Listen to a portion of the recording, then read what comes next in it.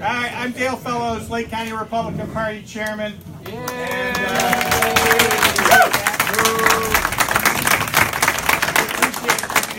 I'm more known as the husband of Nancy Fellows, my wife. Yeah.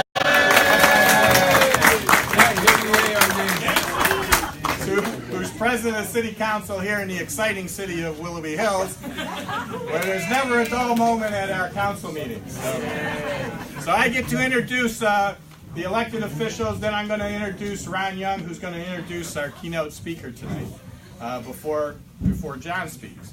So I want to introduce some folks that are here. We wanted to make sure we recognize Todd. Where's Todd? Alashewski from the sheet metal work. Where's Todd? Good friend of ours. Appreciate him being here. And is Fred still here too? Fred Huffgard from the Plumbers Local. Fred, thank you for being here. So along with Nancy and John on City Council, we have a couple of our other council members here. Laura Pishmo. There's Dan Micah. And Dave Peter. Where's Dave? And I already introduced my wife, Nancy Fellows. Well, I'll do it again.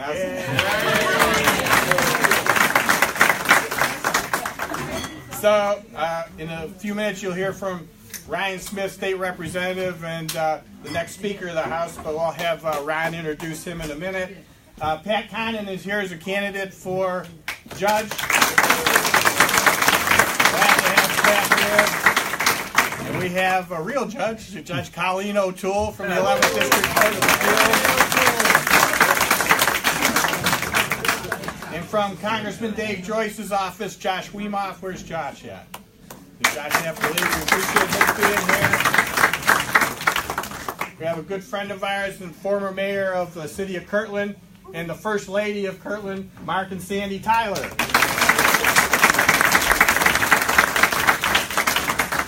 And after a long period of time of not having the majority on the county commissioners, we now have the majority, and the president of the county commissioners is here, John Hamerchuk.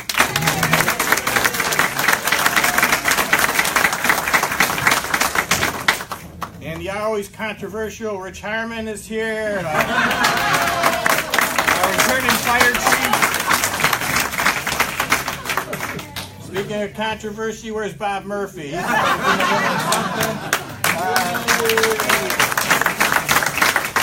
Bob is our current state central committeeman, but more excitingly, he's going to take on Kenny Yuko over in the state senate in the 25th district. So we're going to have fun with that one. And former councilman from our neighbor at Mayfield Village, Steve Jerome. And where's Brian Willett? Brian's circulating petition. Brian is working with our next U.S. Senator, Mr. Renacci. Right? Renacci for Senate. If you haven't signed a petition yet, I got him. There you go. All right, other than Ron Young, have I missed anybody yet? Yeah. Oh my gosh, Sarah Fowler is here. Hey, my gosh, Sarah Fowler from the school board.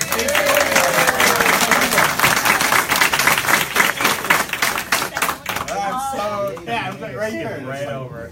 Yes. I'm so bad. All right, who else did I miss? All right, that's good. Well, now I get to introduce Ron Young. Ron, as I've always called him, is the favorite son of Lake County. He's been our state representative now for quite a number of years. He did a stint of 8 years and then took a little retirement and came back, and he's in his last term. But more excitingly, he's going to be our next county commissioner to make it 3 county commissioners of Republicans in Lake County. So he's a good personal friend of Nancy and I, and just a great guy, and has been an outstanding state representative for us for many years. But again, more importantly, he's going to be our next county commissioner. So. All right. Thank you. It always amazes me how accurate Dan can be. You know, next county commissioner. He's always right on target. Thank you. I want to talk about a guy tonight. We all know what I think of John Plecnik. He is the professor of professors, the candidate of candidates, and he will make a stellar state representative. You know, just real briefly, so many down there, so many have done nothing but politics all their life. That's all they know. John has earned a PhD. He's a tenured professor. He understands private enterprise. He understands free enterprise, even better yet. And he's going to make a real difference in Columbus for the good. Of course,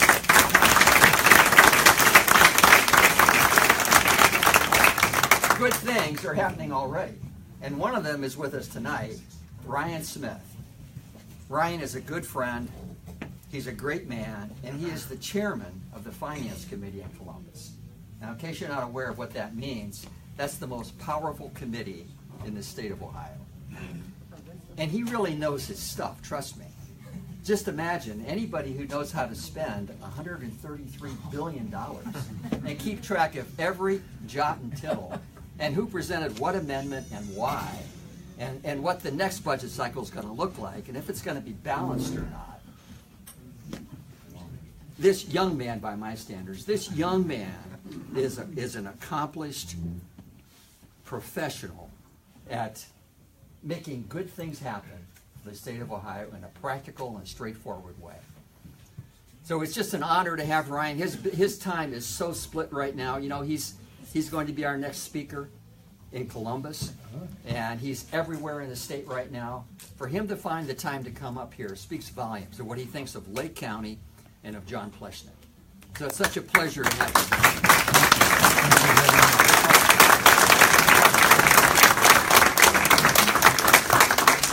Thank you, Ron. I'm not sure it's a great introduction on how I spend $133 billion. It makes me sound a little bit loose with the dollars, but I am so honored to be here tonight to support John Plecnik.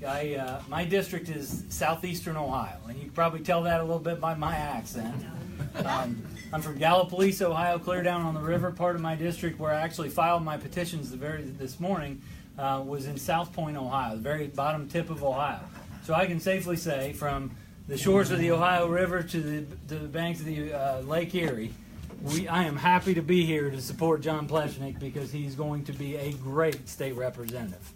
And certainly you have big shoes to fill, you know that, and Ron Young and all the work that he's done for us in the state of Ohio. He's been a great pleasure to work with and done an excellent job representing your area. Every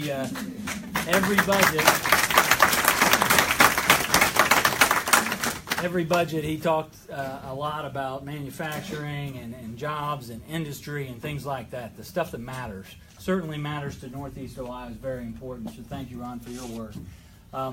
Going back to, as Ron mentioned, I'm running for Speaker of the House, and what that entails is I run around the state and try to meet with as many candidates for open seats as we can possibly fill, and try to get great people to run like John Plecnik. And I came up here, and the first person I met with was Jason Williger. And Jason and I talked at length, and he said, you know, it's not the right time for me, but I know who you need to talk to, and he pointed me to John Plecnik. And it wasn't long after that we got together, and it didn't take long, as all of you know. When you start talking to John, you realize he's really bright. And then we got into this discussion about tax law, and there's those people that like tax law, and then there's John Plecnik who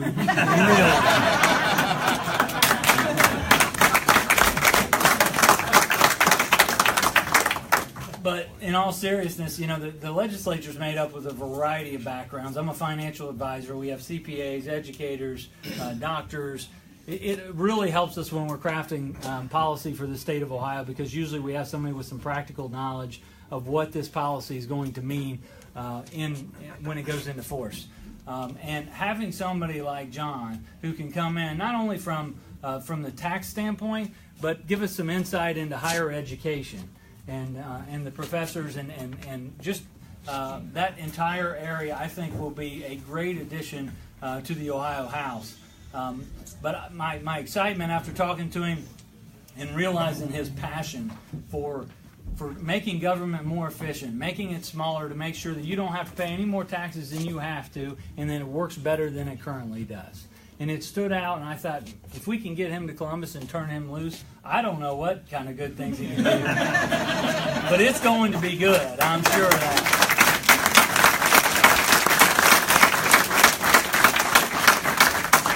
So I don't need to tell you how great a guy he is, because all of you probably know him better than me. But I think most people, when they're looking for a good person to represent them, they want somebody with the basic integrity and honesty and the kind of person that you want to review the policy, because not everybody wants to get in this line of work, and I understand that. It's been hard to recruit people right now into politics because it's just a vitriolic environment. But we need people like John Plecnik. And I'm going to be term limited like Ron is. I'm going to be term limited after this next term. And I told John this as I told everybody else. This is not about me and the speakership in the next 2 years. This is about the next 8 years in the state of Ohio going forward. And I could tell early on, he is very concerned about Northeast Ohio. He's very concerned about Lake County. He wants to do what's right for 11.6 million people in the state of Ohio. And I'm convinced if you send him to Columbus, he is going to do great things. So make sure you elect Ron Young commissioner and send this guy to Columbus, because John Plecnik is going to make a great state representative.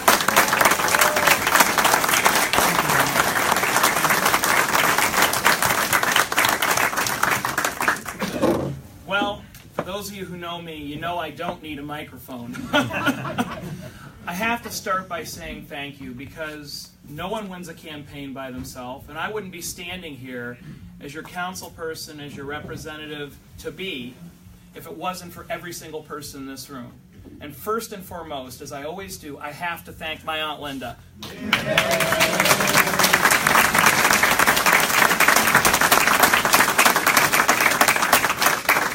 When I told her I was running my first campaign, she said, "It's time to cook." And you know what? She's right. With care, with brilliance, with hard work, she cooks the most magnificent meals, and they bring people together. They bring us together. They give us a chance as a community to talk about what really matters to Northeast Ohio.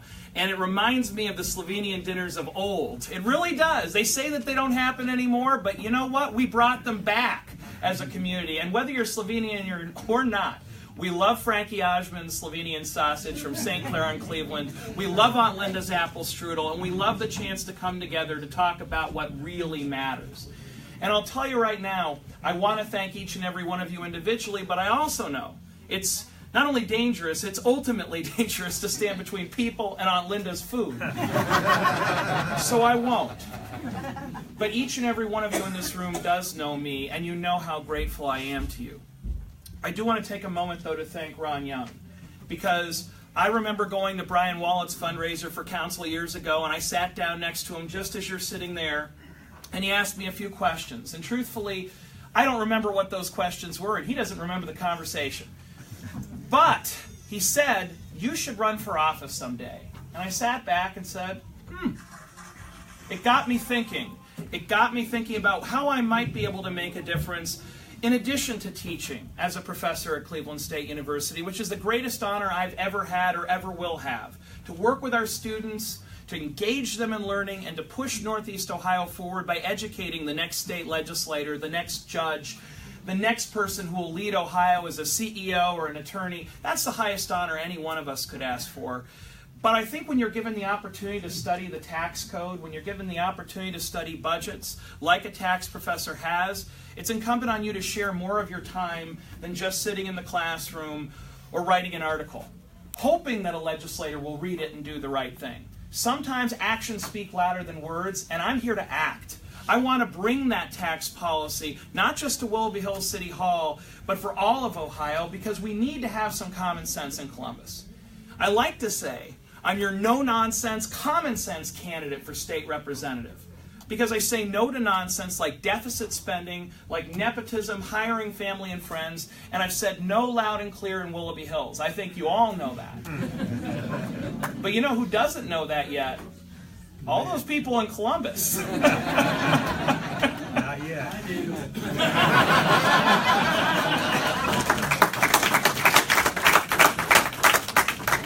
People like to say when the cat's away, the mice can play. Well, if you do send me to Columbus, you're not sending them a cat, you're sending them a pit bull. Tell them Beamer said so. But I will say, one of my good friends in the building trades asked me a question. He said, what happens if your speaker, I know you'd never do this, Ryan, what happens if your speaker asks you to do something that in your heart you believe is wrong and says, I've campaigned for you, I've worked for you. If you don't do this, I'll run someone against you. What would you say? And I sat back, I looked at him, and I said, Bring it on. close. I'm tenured. There you go, Johnny. And people have run against me before, and they've never won. So bring it on. But seriously, I think there's a value to having someone who has a career outside of politics. As Ron and Ryan shared with us, we don't want career politicians. From the Founding Fathers on down, we all know it's not a good thing. It's hard enough to do the right thing when your job doesn't depend on it. It's almost impossible when it does. We don't need more lobbyists. We don't need career politicians in Columbus. We need part-time public servants, and I'm proud to be one as a councilman in Willoughby Hills, and if I'm so fortunate as your state representative for Lake County. That doesn't just give me the expertise of having a real career outside of politics. It gives me the strength to say no, because you know what? I'd rather vote the right way in one term and walk away than have 8, 20, 30 years in Columbus in different positions where I'm not doing the right thing and voting my conscience. And it's a little easier to do that when you haven't based your entire career and self-worth and life on running for office. I haven't. I care passionately about what we do, but you're getting a professor. You're getting a tax professor. Maybe that's boring, but it's honest, it's expert, and what you see is what you get. So we need to send more people to Columbus who have real jobs and real lives, and I'm one of those people. You're all of those people, and we need to head down there in a bus and say the time has come for normal people to make the law, because we're the ones who have to live by it. Yeah. Thank you.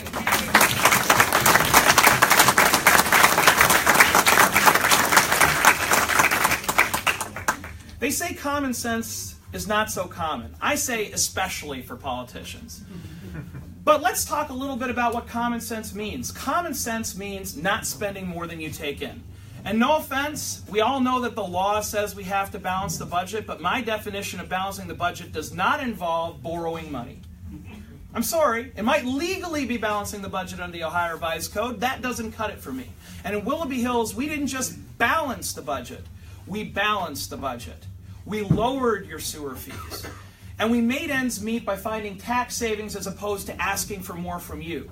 And I'd like to bring that attitude to Columbus. I would, and I think that with my years of studying tax law, when I say it can be done, I say so with a little bit of authority and a little bit of knowledge that I might be able to use to convince our other representatives that this is the right way to go. We did it in Willoughby Hills. We can do it for all of Lake County. We can do it for all of Ohio. That's common sense. Balancing the budget without raising taxes, lowering them whenever we can, and giving the money back to the people who actually earn it. We, the people, the taxpayer, that's our money, and it needs to be spent as best we can. It needs to be spent as though it was our own. And anyone who knows me, anyone who's ever seen my car, yeah, they know how carefully I spend my money.